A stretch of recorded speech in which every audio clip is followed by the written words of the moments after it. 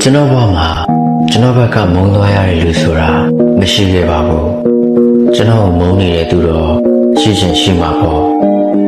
ပေါင်းတဲ့ဆက်ဆံရေးကောင်းလားဆိုရင်အဖြေတိတိကျကျမရှိပါဘူးမင်းရင်ဖြေတယ်ခေါ်ရင်ထိုးတယ်ဒါဟာကျွန်တော်ရဲ့လူမှုဆက်ဆံရေးပါကျွန်တော်ဘဝကိုထားကြဖြတ်သန်းခြင်းပြီး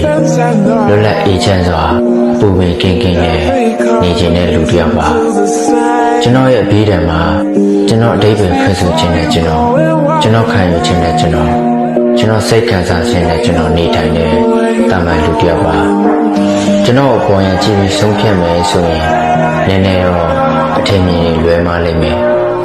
ကျွန်တော်ကောင်းတယ်မကောင်းဘူးဆိုတာကျွန်တော်ပဲအသိဆုံးဖြစ်တာမို့တစ်ဖက်လူရဲ့အထင်မြင်ပြောဆိုတွေကိုကျွန်တော်ကြည့်မဆိုင်ပါဘူးကျွန်တော်မကောင်းဘူးထင်ရင်ရှောင်ဖယ်သွားနိုင်ပါတယ်